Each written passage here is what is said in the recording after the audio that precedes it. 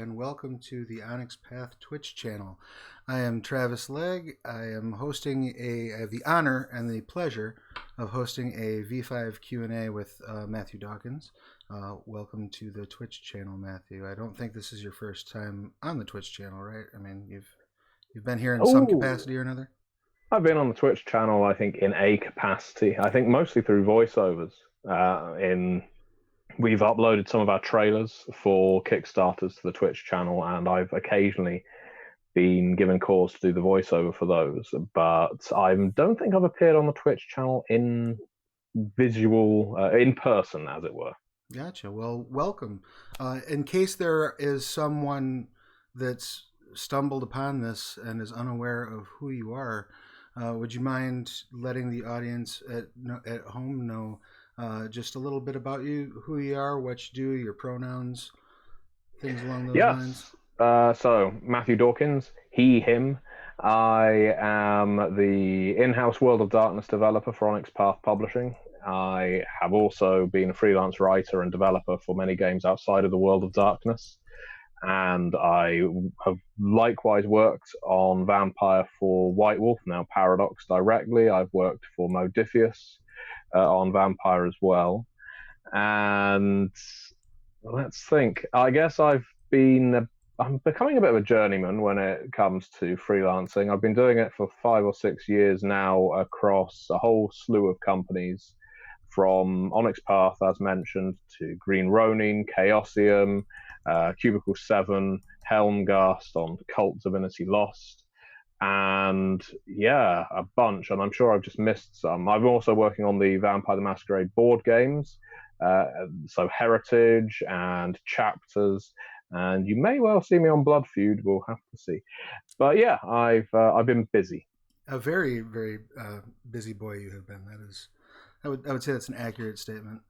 So we are theoretically going to focus a bit on V5 for this particular Q&A, though I may have committed to ask you anything that comes up about They Came From Beneath the Sea during this as well. So how dare you? I know I'm a downright bastard. So with your V5 work, now you worked on V5 core book through Paradox. Mm-hmm. Is that accurate?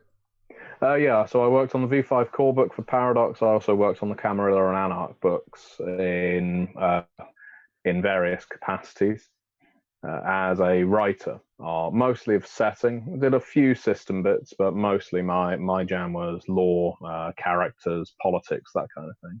Okay, gotcha. And so when in that process, because I know there's some confusion still to this day among the fan base and even among some of the creators as to what belongs to who and who went where with the original White Wolf properties. So you came over to Onyx Path to work on Chicago by Night, correct? Well, that's going back. My first work for Onyx Path, my first paid work for Onyx Path was on Sophis Ascends, on Mummy the Curse. And I had worked for Onyx Path in various freelance writer capacities on different books with different lines for many years, including probably most notably Beckett's Jihad Diary. As mentioned, I worked for White Wolf on the V5 core Camarilla and Anarch books, and I also developed Chicago by Night. You're correct. I'm also developing the Chicago Folios, Let the Streets Run Red, and Cults of the Blood Gods for V5. All of those are for Onyx Path as well. And correct me if I'm wrong, the only confirmed Onyx Path V5 material at this point is the Chicago by Night and the Kickstarter materials connected to that, correct? So basically everything you're developing. Cults of the Blood Gods is an independent project. We will probably be launching that on Kickstarter, hopefully before the end of this year. I imagine it will be before the end of this year. But yeah, Chicago Folios and Let the Streets Run Red are source books that were funded by the Chicago by Night Kickstarter. Gotcha, cool. And so, safe to assume those all kind of tie into the material presented in Chicago by Night? Yeah, although we're expanding that material, there's going to be a lot of characters and events referenced in Chicago Folios and Let the Streets Run Red that exists in Chicago by Night, but those books can act as standalones as well, especially Let the Streets Run Red, which is a book of chronicles. There's 4 big chronicles in there. Whole cast of kindred that can be planted in any city around the world, to be quite honest. And there's a bunch of ready-made characters in there too. Let the Streets Run Red is going to be a fun book that you don't need Chicago by Night in order to play. The first chronicle is set in Chicago, but introduces some new characters that are statted up in Let the Streets Run Red. The second chronicle is set in a rural community in Illinois, where there's more of a folk horror vibe going on. The third one is set in the domains of Milwaukee and Indianapolis. And so brand new domains are introduced, complete with casts of characters. And finally, our last chronicle in that book is set in Gary, Indiana, which is famous, I guess, in the vampire community for being the very first city profiled in a Vampire the Masquerade book. And so that will reintroduce old characters from Vampire the Masquerade First Edition, who have occasionally popped up again in books like Ashes to Ashes, Dust to Dust, and the Rusted Veins V5 playtest. Nice. Yeah, I remember, not to reveal to the internet how old I am, but I remember I was a freshman, I think, in high school when Vampire came out. And we all got a big kick out of Gary, Indiana kind of being this setting that was in there. Because in case the viewers don't know, I'm from Rockford, Illinois, which is just far enough outside of Chicago to not technically be a suburb. And we often refer to it as Gary, Indiana without all the charm. So it's another Rust Belt sort of falling apart. Yeah, Gary's always a fun city because I wrote the Rusted Veins playtest. I think that's still available to download as part of the story kit, maybe I think it's called, for V5. I really like that chronicle, and it may be an arrogant thing to say that you like something you've written. Probably not. But I did a fair amount of research into that one to make it feel authentic to Gary, and it was well received by the playtest crowd. Even people who didn't necessarily like the system seemed to like the story of it. So, yeah, I've got a bit of a love affair with that rundown hellhole of a city. And if you're watching from Gary, Indiana, I'm sure it's lovely. There are like 3 blocks of Gary, Indiana that are very lovely. But so I guess, now correct me if I'm wrong, didn't you do some work on Ashes to, or not, or on Dust to Dust, or was that before your time? Was it before my time? I think it was slightly before my time, yeah. I didn't work on Dust to Dust, although we used some elements of it in the upcoming Gary Chronicle and Let the Streets Run Red. And Let the Dust to Dust takes, from memory, takes a far more strongly supernatural angle out of the city of Gary, where there's Giovanni and necromancers and the Walking Dead, basically, when you compare it to the more political Ashes to Ashes and the more personal Forged in Steel, I think the Chronicle's called. That's the first one that was set in Gary. So, yeah, I didn't work on it, but I've certainly used elements from it. Gotcha, cool. And so I guess let's talk a little bit about that, because you mentioned the different feels of the different materials that have come out that focus on Gary. And I think it would be safe to say, now I have only played V5. Last year at Gen Con, I had the opportunity to play it. It was a great time. Really loved what I was able to engage with the system. And then I've got a copy of the book and I've read it, but I've not had the opportunity to run it. Would it be fair to say that there's, I think, a big tonal shift kind of between, like, third edition or V20 to V5 in terms of just the general feel and mood of the setting, right? I mean, I think that's a fair assessment. Yeah, Paradox, or White Wolf as they were, very much had a mission statement, and while it shifted occasionally during the development of V5, the mission statement was to make everything more street level, a little more grimy, a little more realistic and relatable for the human experience. So mortals become almost as important or more important than the kindred around you, which is why V5 introduces touchstones, which had previously been introduced in Requiem and other Chronicles of Darkness games, why hunger is a more prevalent element in the game. So you're not just counting tokens, I guess, on a sheet to see how fed or how hungry you are. You actually feel the hunger during the course of play. Clan compulsions to make your characters a little more hair trigger like.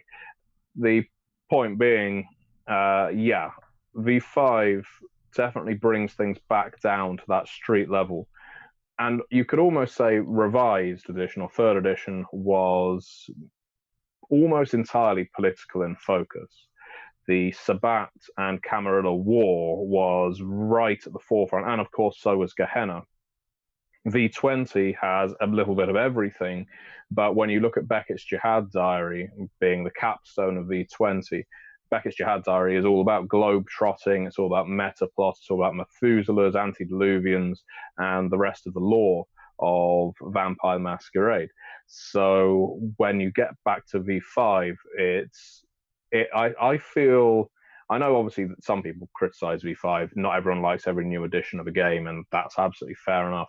But what I particularly appreciate about it is it's perfect for new players, and it offers something to established players who may have not had a game like that in quite some time, because it hasn't been the emphasis tonally of the most recent editions. Right. That was one of the things that struck me as I was reading the core book, I guess, is the um, sort of return to form of those old first edition books where there was mystery again in the shadows, and there were things you didn't understand, and while you're a monster, there are things that are scarier than you in the dark all over the place. And I thought recapturing that feel was kind of cool. So I guess trying to think of the best way to put this. Um, there were some speed bumps rolling out V5. Yeah, And I vaguely recall. I believe you may have been involved in one or two of them. Not like you're like caught, I guess would be the more appropriate term, like No, caught in the say blast. what you mean, Travis. Feel free to. Well, no, I mean just you got caught in the crossfire and some of that stuff, particularly in Yeah, books you didn't even work on, or you didn't work on those sections of. Um, but the yeah. oh, go ahead. I'm sorry, I don't mean to cut you Well, off. so obviously that some of that material that was controversial may still be controversial. Uh, was writing that I had created, and to clarify, there was only one thing that was controversial of my creation, to my knowledge, which was when I initially wrote up Clan Bruja. I can't recall the exact wording off the top of my head, so apologies. That isn't me trying to be evasive, but I do write in that section that Clan Bruja embraces from far left and far right elements, and there was a strong reaction from the community that we shouldn't be advocating the play of far right elements in a role playing game, especially with the world as it is now. Although, to be fair, it's never particularly pleasant to play a Nazi in a game. Right? Yeah, Let's be clear. it's not better to be a Nazi in the '80s. Yeah. And when that was voiced, I completely agreed. We don't, well, I certainly don't advocate playing a Nazi in a role playing game, and I don't advocate playing with Nazis in role playing games. I think the idea of it is horrible. You're supposed to be playing to get to the root of vampire. You're supposed to be playing monsters who are struggling with their humanity and morality, and it's it's quite difficult to do that in a sympathetic and tragic fashion if you're already a monster. Right. Maybe that's me. Maybe that's me painting all Nazis with one brush, but I think that's fair. It's a fair brush to paint them with, yeah. Yeah. Now the reason I wrote it is because that's the way Bruja have been presented in the past, and it wasn't me advocating playing a character like that. It was just me saying the Bruja can come from all these camps, right? And the storyteller can therefore create antagonists like that as well. And if there is a character in a game like that, don't be afraid of telling them why they're scum and beating seven bells out of them, because you were human once, so were they. And just because you're now undead doesn't mean that you have ceased to be able to be intolerant of hatred, so I think that such elements can exist in the game, but no, they're not advertised as player options. The other V5 controversies, none of them thankfully fall at my feet, but I think we made some missteps, many missteps in judgment when creating that we made efforts to rectify.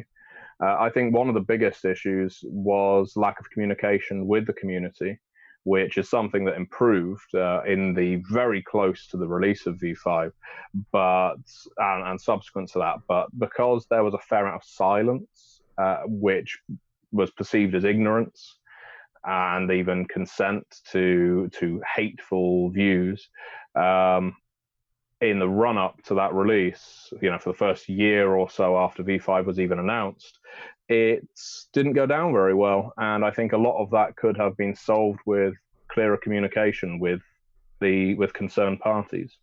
Right. It is what it is now, and hopefully people have learned their lesson.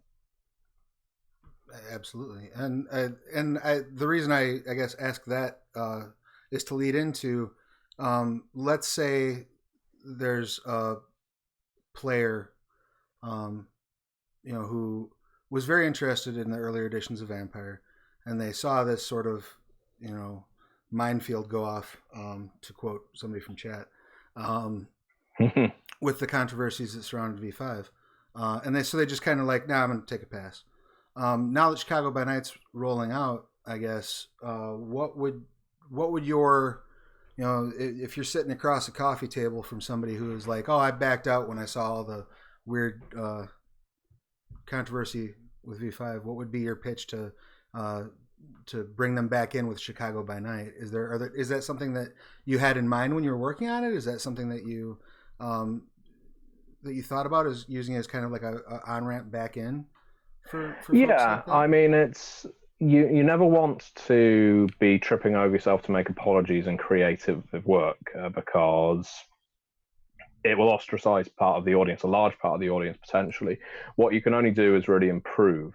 And I think with Chicago by Night, we have shown marked signs of improvement. I mean, bear in mind, this is an Onyx Path book.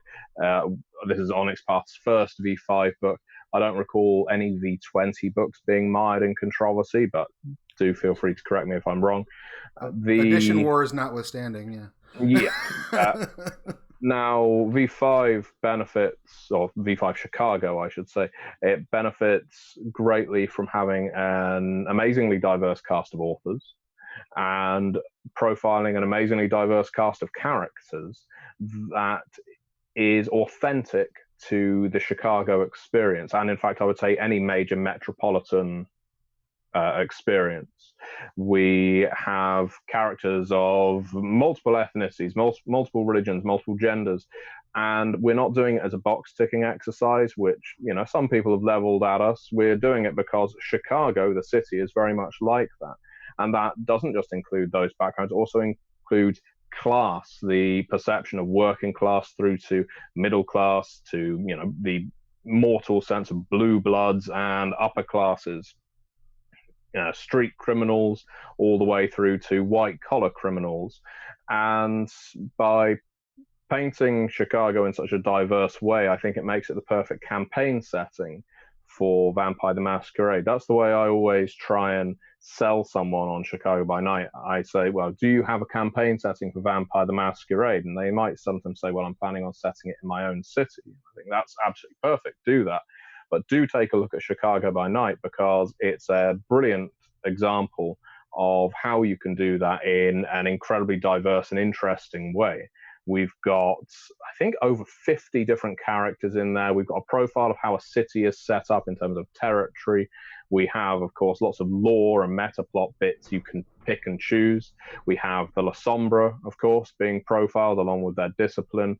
And we have a whole bunch of chronicles, chronicle hooks, and one big chronicle at the end of it, the Sacrifice, which nicely bridges both struggles with mortality and humanity, and also the political scene where you're handling the Lasombra entry into the Camarilla, whether it succeeds or fails. Some of the brilliant authors we've had on that book, we had Chris Spivey, we had Eddie Webb, we had Alan Turner, we had Clara Herbal, we had John Burke. Gosh, we had a lot of very good authors on that book. Miranda Sarro. So there were authors who worked on previous editions of Vampire, Rochelle Udell as well. And we've got people who are brand new to Vampire. And that was very important to me too. I know this isn't much of an elevator pitch unless we're going all the way up the Hancock Tower, but I guess my point being that by having a diverse set of authors, also ethnicity, background, location, and a lot of Chicago-based authors, I was going to say, and authors who are established, authors who are new, it allowed us to have such an eclectic but really high-quality mix of work in that book. Yeah, I was going to say, I knew that there were a couple of people that were Chicago local there. And so there were a couple things that you touched on there that I definitely want to focus in on. One of them being the use of Chicago by Night, even if you're not using it as Chicago, as like a template for applying the world of Vampire the Masquerade to your hometown. Now, we did that back in the day with the old Chicago book, and there wasn't, if I recall properly, there wasn't like a specific tool set laid out for doing that. We just kind of looked at it and aped that to get our city's structure together. So am I correct in understanding that there's like a set of guidelines for building out your own city included in the book as well? Yeah, it was designed by Mike Tomasek, who was one of the authors on the book. It's a system called homesteading. It allows you to divide your domain into, I think it's blocks, edges, districts, regions, or words to that effect. Things of increasing expanse and with certain dangers that go with it. So you can essentially start sectioning off parts of your local map and say, okay, this is that, and these are the kinds of threats that exist within it. And doing that to larger and larger degrees, being able to assign certain vampires rulership of those areas, that kind of thing. So it's a really good introduction of a Damnation City variety to how to build a vampire city, as well as being about Chicago, of course. You don't have to set the game in Chicago, but if you do, it's definitely got everything you need to run a chronicle there. Sweet. And I obviously wanted to talk about the Lasombra, because that's huge. That's a big thing. And as someone who, don't tell the boss, but I didn't back V5. I didn't back Chicago by Night. So I'm not sure what's going on with this Lasombra thing. I'm a huge fan of the Lasombra. I'm intrigued to see them potentially joining the Camarilla. I ran a LARP in Rockford for a while that had a Lasombra Antitribu prince that was posing as a Ventrue, because I'm a fan of contrived and unoriginal plot. But Marcus Vitale of Washington D.C. approves of your plan. But so what can you tell me without ridiculously spoiling it about how the Lasombra are going to function? Because there's also like in V5 the design approach to disciplines with hunger and to clan weaknesses was very different than it was in previous editions. So how did you tackle those? I'm interested in the story aspect, what you can tell me, and like from a nuts and bolts perspective, the Lasombra seemed like they would be a difficult clan to tackle under the way that V5 is broken up. Yeah, so obviously the history of the clan Lasombra is that they are one of the initial clans involved in the Anarch Revolt that led to the Sabbat's formation, and they were one of the pillar clans of the Sabbat for around 500 years.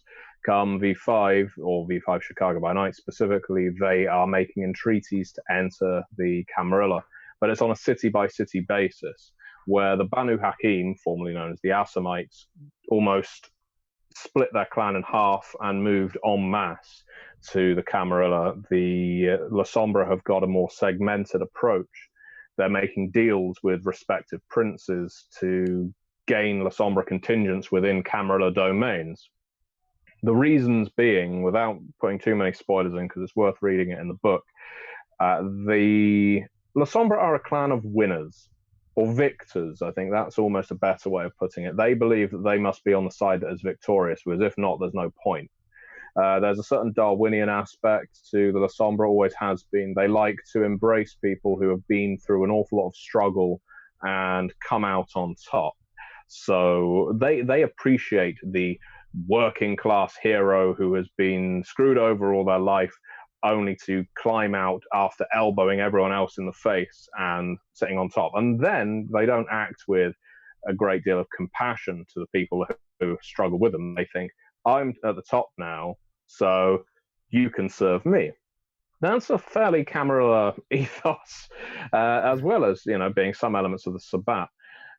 Now, with the Gehenna Crusade, with the Sabbat Civil War, the Fourth Sabbat Civil War, the Lasombra are starting to realize, or the Amici Noctis, the Friends of the Night, the Lasombra Council of not just elders, but I guess respected Lasombra, decide this isn't going well for us anymore.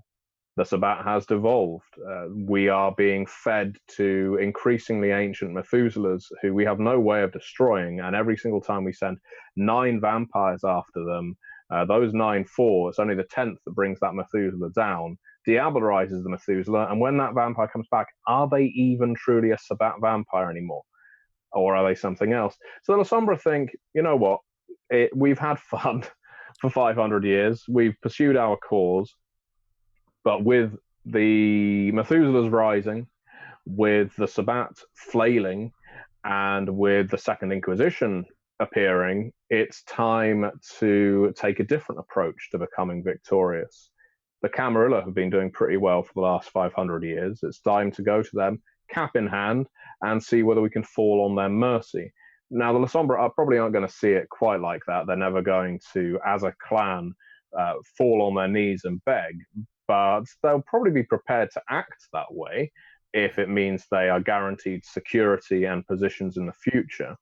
So Chicago by Night has the game on a precipice, and that's deliberate. I don't think it's much fun to prescribe players that this is what's happened, you get to witness it. The Sacrifice Chronicle, Clara's Chronicle in Chicago by Night, sees the players instrumental in whether the Lasombra get a foothold in Chicago's domain, for instance. And you can decide to say, hell no. They can be damned in Gary for all you care. But you can also be instrumental in bringing the Lasombra into the fold and therefore having them owe you all kinds of lovely things as a result. Not all Lasombra are pleasant. You may not want them as neighbors, but if they have things they can offer you, such as influence over the church, that's what the Lasombra's shtick has been for many centuries, then they might make better allies than enemies. Especially with the Anarchs becoming more organized. You don't want the Lasombra joining them. Right. So with the Camarilla assaulted from all sides, but also becoming increasingly elitist, you've got to wonder, is the Lasombra a good fit for the Camarilla? And what are the Lasombra prepared to give up to join the Camarilla? So that's what happened there. With the system side of things, now this has been controversial. The discipline for Clan Lasombra, which was of Tenebration, is now Oblivion. And the reason for that should hopefully be apparent from the name of the discipline. But it's been amalgamated, kind of, with necromancy of old. We, being myself and Karim and Muammar of Paradox, believe that there's a certain consolidation that's needed to make one world of darkness happen. And you might remember, if you were following all of the pre-release announcements for Vampire and the World of Darkness, that one world of darkness is the objective. Right. And there's an awful lot of planar jiggery-pokery in World of Darkness, with Malpheus, the Labyrinth, Oblivion, the Abyss, and so on and so forth. Some of those things intersect, and some of them intersect nicely, some of them don't. By being able to outright state, although the Lasombra probably aren't aware of it, that Oblivion, where they pull their shadows from, is the same place that Wraiths go to be obliviated, if that's a word. I think it is. You can tie both disciplines into the same root. They're both incredibly dark and soul-draining, but they have common links, and that can also lead to interesting alliances between members of the Hecata, the Clan of Death, and Clan Lasombra. So in terms of their weakness, or their bane as they're called in V5, and the reason we changed that is because weakness doesn't sound very interesting, and curse was getting confused with the general curse of Cain, so Clan Bane was what we went for. And I think that's also similar to, well, the same as Requiem. There was a lot of imbalance. White room testing isn't so much a thing in World of Darkness, but there was a great imbalance with some clan Banes when compared to others in previous editions of Vampire. As an example, the Nosferatu are demonstrably worse off than the Toreador, for example. Now, the Lasombra had a funny one because they didn't show up in reflections, and depending on the rule set you read, they didn't show up in recordings. This could prove to actually be a benefit in V5 because of the Second Inquisition's scrutiny of Clan Lasombra and the rest of Kindred Society. So now they need to do things like flicker and distort and create white noise when they're interacting with or appearing on technology to make that weakness seem like it has an actual in-game effect. It doesn't completely crucify them in the course of the game by any means, and in fact it leads to a lovely piece of in-game lore where most Lasombras have attendants. They have ghouls, they have mortal servants to operate their phones for them, to drive their cars for them, because the Lasombra will say, well, why should I use that myself? I'm a Lasombra. So pass the phone to the ghoul, he can make the call for you. When in actual fact, it's the Lasombra can't use the phone effectively. And it isn't because they're all a bunch of Luddites. It's because when they try and interact with technology, they come across as not quite there. Right. And it's a symptom of them being almost half drawn into the abyss. They are not just undead, they're they're unundead, if you like. They don't register on the same wavelength as other vampires. So that's basically the explanation behind their modern Bane. That is awesome. I love the lore approach there to that. That's super cool because it does seem to tie everything together nicely and make sense. You know what I mean? Like, always, one of the things that always previously kind of never clicked for me was Lasombra don't show up in mirrors. Okay, why? Like, how's that connected to shadows?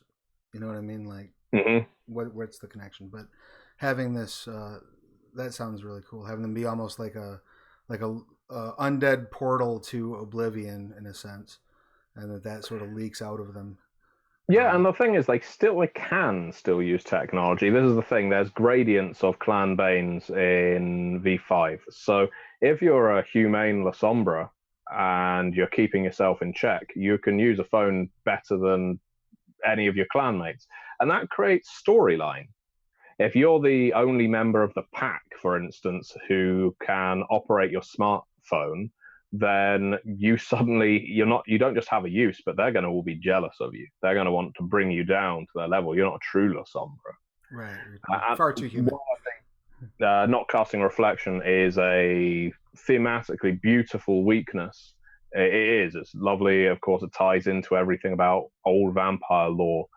It's difficult to make that alone a weakness as such for the modern age. It just doesn't work quite as well. When a weakness can be turned into a strength, for instance, and that's usually not appearing on cameras, then it needs to be thought out again. Absolutely. I love that approach. I think that's very cool. I'm stoked about it. I'm psyched about it. I wanna go play Lasombra right now. And So you would have disappear off the screen or turn into a wiggly line. We'd start having the jitters again, which do appear to be somewhat better than they were last night on the stream. So. Even more lag. Yeah, there you go. Not a whole lot of Lasombra Twitch streamers. So, to that end, I guess I have one more question that I wanted to ask you about just Lasombra in general, and then maybe we'll check out and see if chat's got any questions before we start hopping to non V5 topics. How are things being handled, or are they being handled, I guess, in Chicago by Night with regards to like Path of Enlightenment type of moral approaches? Because that's very different in V5 than it's been in previous systems. Yeah.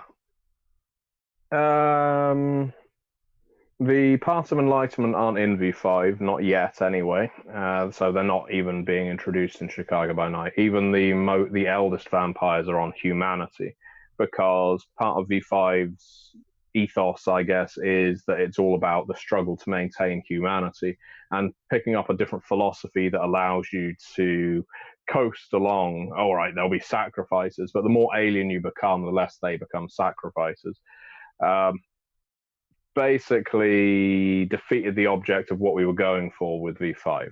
So there's no Paths of Enlightenment in V5 core. There's no Paths of Enlightenment in Chicago by Night.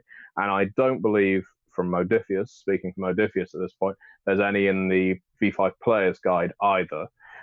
I have no doubt that something like Paths of Enlightenment will come at some point, based on my initial discussions with the V5 team, and you can find out bits and pieces of how a Sabbat vampire might exist with no humanity from some of my World of Darkness introduction videos that were on the World of Darkness channel. I don't know whether those still stand. A lot has changed in the last year, but Paths of Enlightenment as we know them have not been introduced into V5 yet. The game is still very much about you are a vampire, you are struggling to maintain your humanity, and here's the tragedy of it all. And that is truly the emphasis for the players and the storyteller right now. So I guess to follow up with that, are then the Lasombra that we meet in Chicago by Night, do they tend toward a lower humanity, more monstrous?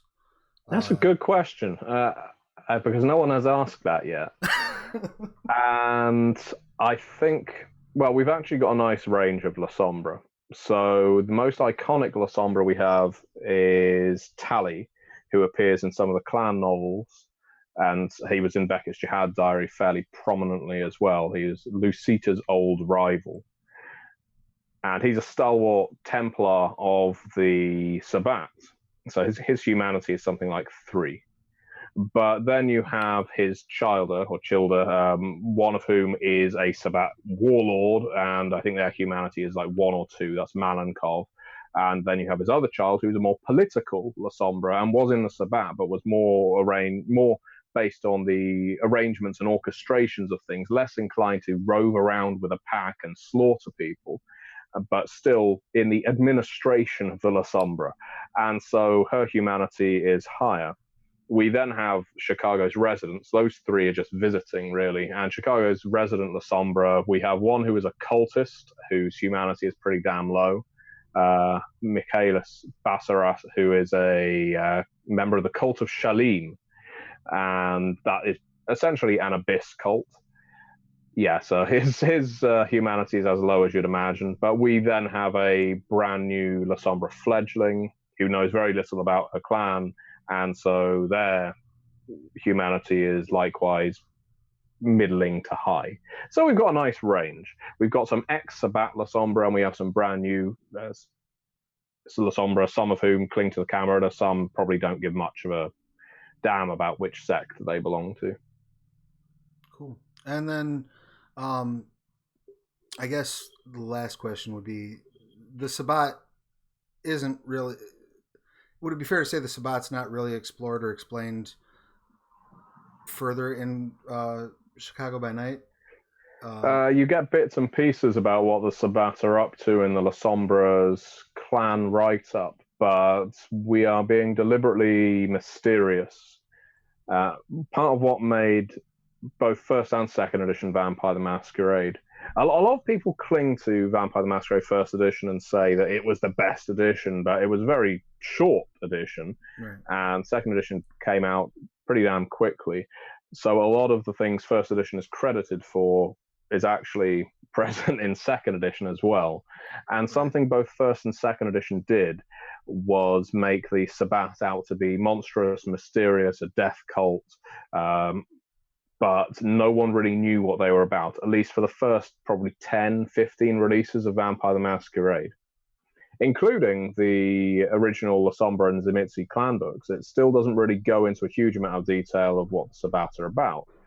Now, obviously, with all things in these fictional worlds, people want to know answers, and so as the Sabbat got more and more refined, at first they seem to be infernalists, and they only really lose that come revised when all the infernalists from the Sabbat are purged, and then they're more about hunting down antediluvians. They're more almost pious. They're almost because they're ecclesiastical, that is put right at the forefront as a opposite of the Camarilla political hierarchy.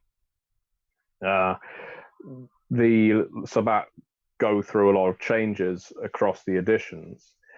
So when it comes to V5, we haven't yet stated what form the Sabbat have taken.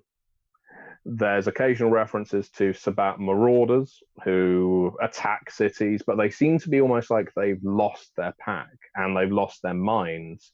They don't know why they're doing what they're doing. They are just blood-crazed animals, so they might as well be whites.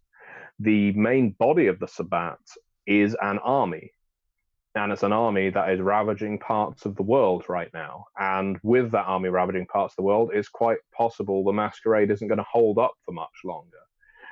And this is partly why the Second Inquisition even exists. So what form the Sabbat will take when there is a Sabbat book is going to be quite interesting. And I think it will appeal to some people. It will make some people pine for the days of a more structured, stable Sabbat. But what I would say to those people is, if that's your kind of thing, then you can easily implement it. There's certainly enough tools available, and there will be by the time a Sabbat book comes. Well, that's one of the things we've talked about this a little bit. I've talked about it in more in D&D circles, but it's certainly equally true for World of Darkness. That while systems may roll out changes, throughout editions, you've always got that lore of an earlier edition you can go back and draw from, and very often you'll find that it's not hard to incorporate it. Sometimes there's a piece where a system bit will hinge on a piece of lore, but with a minimal work, I think you can probably integrate it into your updated campaign. So if you still want your Sword of Cain running around, hunting antediluvians and praying, I suppose, yeah. Oh yeah, the Church of Cain is still around. They receive a short profile in Chicago Folios and a greatly expanded one in Cults of the Blood Gods. So, but they are not exclusive to the Sabbat in these nights. Oh, nice. That's interesting to hear. And so, what's the timeline on? Do we have a release timeline on those books? Well, Chicago by Night, with a bit of luck and a good win, should be out to backers within the next week or so. It's currently, as of today, it is with Paradox for their final approval pass, and then we can go, bing, out go the PDFs. Problem is with the Swedish people. A lot of them take holidays in July, and so it's not guaranteed that we'll get that quickly. But we are assured that they are looking at it as quickly as they can. When it comes to Chicago Folios and Let the Streets Run Red, we don't like to give exact deadlines, but both of them, one of them is back from Paradox, approved, and is now in editing and art. The other one is currently with Paradox for manuscript approval. So I would imagine it's going to be another between 3 and 6 months before all the art and layout and editing is done on those books. Cults of the Blood Gods should be up on Kickstarter with any luck by the end of this year. I have the developed text. I'm going through it as of today. In fact, an hour ago, I was just reading about the Nephilim, the followers of the Archangel Michael, because it's got lots of vampire cults in it. And I'm making various tweaks, inclusions, things that I think will make the book even more fun before we send that manuscript off to Paradox. So we have a lot of vampire books coming up. Awesome. Very cool. Well, we've got, I know that the vampire fans are excited to see that that's still, that there's still plenty left to draw from. We've got probably about 10 minutes left. So I'm going to go ahead and take a look and see if we've got any questions in the chat before I bombard you with "They Came from Beneath the Sea" madness for the last few minutes. Okay. So if you have a question, go ahead and type it in the chat real quick. I'm just scrolling back to see if we have a lot of comments on. People seem to be very excited about the Necromancy Ob 10 sort of mashup, which is good to read because I too am. I think that sounds super dope. Yeah, the easiest way to think of it, if you're having any reservations over it, is that the Lasombra are going to get the raw discipline, in the sense like Dominate is a raw discipline, and the Hecata, being the Giovanni, Cappadocians, Harbingers, and the like, are going to be more likely, but not exclusively, practicing Oblivion rituals. So there will be, if you consider things like summoning wraiths, controlling wraiths, most of those disciplines of old, even though necromancy had rituals and powers distinct, even the necromancy powers were still written very much like ritual. They often took extended roles, they often required components, and so the divide was a little blurred, to be quite honest. So a lot of those old discipline powers that required bits and pieces for them to function are now being moved over to the ritual camp, and the more fluid, I guess, internal powers that you can just go, yeah, and you're suddenly throwing shadows at people are in the power bracket. So when you think of old necromancy powers like, I think we've actually just called it Touch of Oblivion, Withering Touch, maybe, Withering Decay, which was an old Samdi power, and before that Cappadocian, where you touch someone and they start withering or decaying, that will fall within the 1 to 5 dots.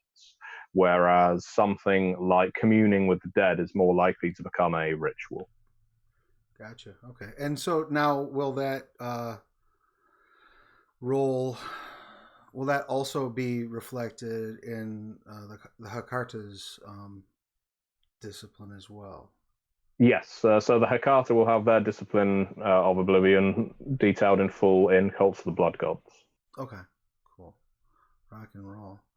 And then, so are there any other that you can speak of clans that will be making their way in through Onyx Path work that we are aware of and that we can talk about? You'll see bits and pieces of clans Ravenous and Zimitzi in, at the very least, Chicago Folios. Don't write the Chicago Folios off, because it sounds very much like a supplement to Chicago by Night, and I guess in a way it is, but it greatly expands an awful lot of the storyteller tools, and it has blood sorcery rituals in it as well, along with lore sheets. It's going to be a pretty big book, all told, and it will introduce various other clans and their cultures and how they interact with the kindred of and around Chicago. So yeah, you can expect to see a few more clans. In terms of clans being fully bioed and given disciplines and so on, like the Zimitzi, like the Ravenous. I think the first time you will see them is probably going to be the V5 Player's Guide. So speaking a little out of school here, but that's going to be a Modiphius book, which I've done a little bit of work on. And I happen to know, and they have announced that it will have all of the 13 major clans in it. So that will be your one-stop shop. It won't go into full detail. It's not like that it's got 13 clan books in, but it will have clan write-ups around the size of the clan write-ups in the core book for each of the 13 clans. Cool. And so with the stuff that's in the Chicago folios, will there be enough, like, for example, touching on the Ravenous, because I know chat blew up when you mentioned Ravenous. So people are very excited about that. Will there be information there that a storyteller can draw from to simulate at least good enough for narrative purposes those disciplines and abilities? I mean, is that going to be gone into a bit, or are they sort of falling more into a existing discipline design?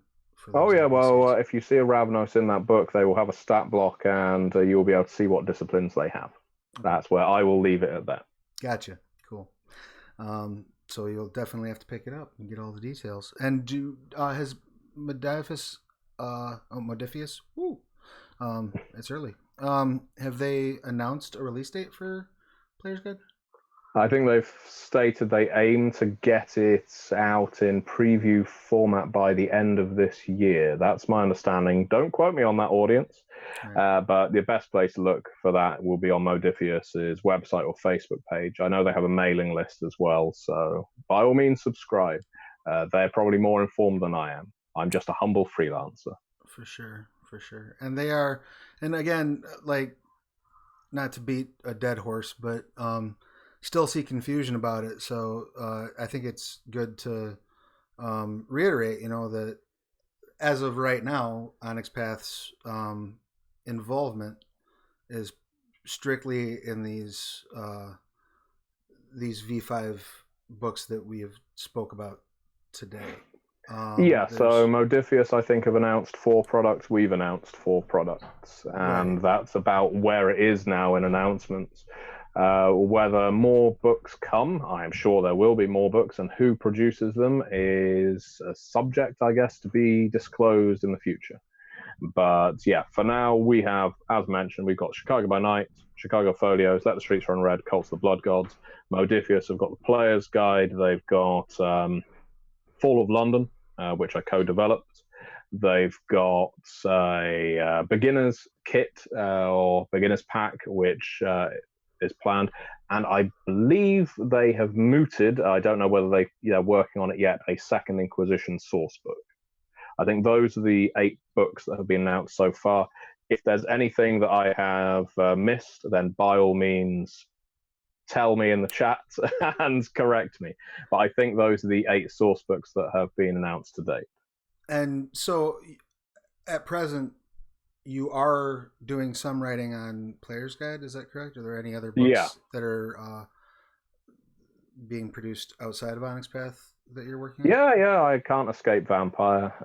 Well, good. So yeah, now the audience knows your hand's on the wheel, so if anything goes wrong, if there's any controversy whatsoever, clearly blame Dawkins. That's the plan. Probably. The main thing I aim for is consistency between products. I think it's probably the reason I keep getting hired.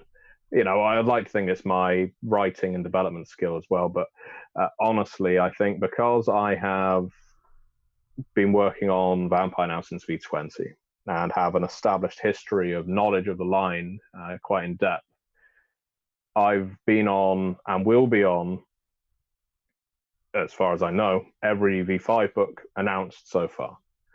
And what that allows me to do is ensure that every single book is consistent with the rest. And so we're not saying something about Clan Ventru in one book that isn't the case in another, Right. And it's not like that's the title under which I'm being hired, but I think it's a good selling point, I guess, for me to go to companies with and say, hey, you want to hire me because I'm the only person that knows how these things work. Well, whether that's the case or not, I don't know, but it seems to be working. It's a good pitch. Yeah, let's hope the companies still believe it in a few months' time. Beautiful. Just a couple quick questions from chat.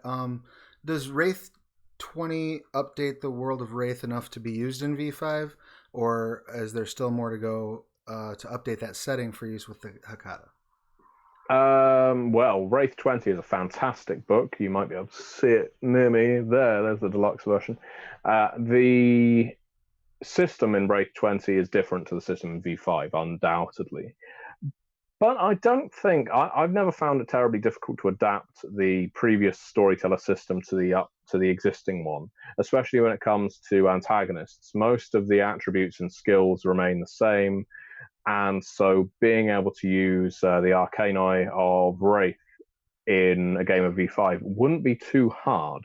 Now, as a player playing a Wraith, I think you may struggle because we have no V5 system yet, or 5th edition system more accurately, for the Shadow, for Thorns, for Angst, for all the other lovely traits in Wraith the Oblivion. But to be able to use Wraiths as tools, as ghouls, as watchdogs and the like, should be perfectly doable, both using the ghosts and spectres and the like that will be introduced in Cults of the Blood Gods, but also if you want to expand their society, their guilds, and what Wraiths hope to achieve in their everyday existence, then Wraith the Oblivion 20th Anniversary Edition is definitely a good book to pick up. I think it's the kind of thing that can put smiles on vampire players' faces. If they're playing Hekata or any other kind of vampire necromancer and they summon a Wraith, and they know that this Wraith is a puppeteer, and this one is a chanteur, and this one is a solicitor, different guilds from Wraith the Oblivion, it can make that aspect of the game feel a little richer. It's a little like combating a werewolf and finding out this one's a bone gnawer, whereas the one over there is a Get of Fenris, so my god, run the other direction. Right. It all adds flavour. So yeah, by all means, use Wraith 20 to help fuel your V5 game. And if you really want to mess with your players, there's a chunk in Wraith 20 on my personal favorite element of that entire setting, Orpheus. So, you screw up with a necromancy ritual and summon a skimmer. That would be hilarious to me. Yeah. I think he'd be saying you've made a terrible mistake, Mr. Giovanni. I'm not dead, I'm just projecting. Right. It'd be a lot of fun. All right, so we're at 10 or 11 Eastern right now. But before I let you go, sir, gotta ask, do you have something exclusive, something that you haven't talked about yet, some little tidbit or chunk for They Came From Beneath the Sea that you can drop on the fine folks that are here? Because a lot of the folks that are here talking about vampire, they might not even know what They Came From Beneath the Sea is. All right, so elevator pitch for They Came From Beneath the Sea. They Came From Beneath the Sea is a B-movie, sci-fi, horror extravaganza role-playing game in which you play hapless but heroic characters in a 1950s-esque environment where, as the name implies, aliens are invading from beneath the sea. You have aquatapillars through to gill folk, glowing people through to brain-eater eels. They invade at a personal level, invading your small blue-collar community of fisher folk, all the way through to the political, where Joseph Stalin has been invaded personally by a brain-eater eel, and he is now controlling the Soviet Union. So it's a game that mixes horror with farce, and there's lots of fantastic mechanics in it, like being able to throw quips that will be in the form of cards in a Cards Against Humanity style way that give you bonuses, and you can keep playing the same quip over and over again if you really want, so your character can keep saying, smells like mama's cherry pie whenever you kick the aquatapilla. Or indeed, in completely out of context scenarios as well, you could say it when you walk into a kitchen. You could say it as you start your car. Either way, the quip works. You have cinematics that allow you to insert deleted scenes that allow you to cut to black because the enemy you're facing is too great for you to actually defeat, that allow you to rip through cheap sets. So there's a nice movie quality to it as well. They Came From is currently on backer kit, and in terms of a brand new announcement, something exciting to tell you, I'm not going to give you a name, but I am working on an outline right now for another They Came From game. So we'll also be using story path system, much like They Came From, Dystopia Rising, Trinity, and Scion. And yeah, it will deal with a different genre. It will be slightly different mood, but there will be another They Came From game due to the success of They Came From Beneath the Seas Kickstarter. That book is currently being arted. Mike Cheney has commissioned a bunch of art for it. So yeah, looking forward to how that looks. I think we're aiming for the entire bestiary in that book to be in color. So that's going to be a beautiful sight. Awesome. That's very cool. Well, you heard it here first, folks. That's super exciting. And Matthew, thank you so much for taking the time to sit and talk with me and go over all this stuff. I really appreciate it. It's been informative for me because, like I said, I've been kind of a little bit out of the loop on V5. So it's been very cool to kind of get a chance to touch base on that. I really That's all right. If you want, I've got 5 minutes. If we can do 5 questions from the audience in 5 minutes. Oh yeah, let's see what we got. Let's see. We've got people asking about Werewolf 5. That would be a question for... that's something I can comment on in the sense that I can't comment on it. Werewolf 5th Edition is a game that is being conceptualized right now by Paradox. The Bible is being written and various things are being put in place. But to my humble knowledge as the World of Darkness line developer for Onyx Path, it is not being written yet by any particular company. That doesn't mean it isn't, because it might be an absolute top secret away from my site, but to my knowledge, it hasn't been started yet. It will be coming. Beautiful. We also had a Mage 5 question. I would assume that will be the same thing there. Although I've got a lot of ideas for Mage 5th Edition. Oh, we should talk someday, sir. I have some. Mage is my jam from back in the day. We had question. They came from outer space. Story path ray guns. Now there's a temptation to do They Came From Outer Space, but I think it would be quite similar to They Came From Beneath the Sea. I think what They Came From needs in order for each book to stay fresh is to handle a different decade or a different movie or media genre. So, for instance, when I think I did the first panel that talked about it at Gen Con a couple of years ago, I mentioned They Came From Beneath My Bed, which could be like a Goosebumps or Point Horror style thing, where it's more teen horror. Right. You could do They came from out of time and space and do a Lovecraftian thing. And in fact, if people are interested in an actual play, I uploaded the parts of the They Came From Beneath the Sea actual play to the Onyx Path YouTube channel, where I ran They Came From for Red Moon role playing, and that is a much more horrific Lovecraftian angle of They Came From Beneath the Sea than the usual camp spandex 1950s B-movie variety that we tend to go for. Right. My initial thought, like just seeing the pitch for They Came From Beneath the Sea, was like, this would be the game that I would run Mars Attacks in. You know what I mean? Like, it just really felt Mars Attacks-y. Okay, a couple more questions. Who's the best wrestler? Who is the best wrestler? The best wrestler today? Well, that's a damn good question, isn't it? Best wrestler, I guess they've got to be excellent promos and excellent in-ring. So having that combination, I would say in WWE it's almost definitely Daniel Bryan. Because he perfectly mixes having a fantastic in-ring style and brilliant mic skills.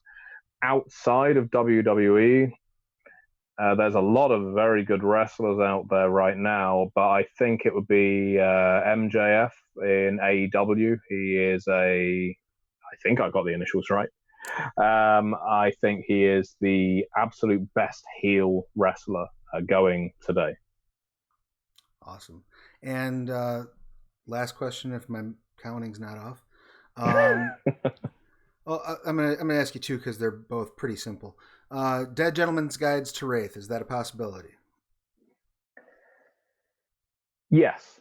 Doing a Gentleman's Guide to Wraith, Dead Gentleman's Guide to Wraith is a possibility. Going through each of the guilds, going through heretics, renegades, things like that. It's something I've considered. The thing that I guess a lot of people didn't see with Gentleman's Guide to Vampires is, all right, no, being completely candid about it, is I was able to do Gentleman's Guide to Vampires because I knew so much about vampire. I knew it backwards and forwards. I'd read every book multiple times and ran it a ton. And so I was able to do each Gentleman's Guide to Vampires video fairly easily. I was able to improvise them. They were never scripted. I just did 15 minutes of content about the Ventrue, put it out there, and people liked it. And it was a lucky coincidence to my mind. The Pentex Guide to Werewolves took a little more work because Werewolf of the Apocalypse was never my game, but it was easy to talk about werewolves from an antagonistic perspective, which is what I did as a Pentex director doing the videos. Now, Wraith is my number one World of Darkness game, but it's been a long time since I've read the Guild books, and so it would require a little research to do it. I would have the same issue with doing the traditions for Mage, which is why I've never started. There's a lot of background for Mage the Ascension that I'd need to learn. At least Wraith is a shorter line. So I would like to do it. It's just finding the time to reread all of Wraith to make sure the information I'm conveying is accurate.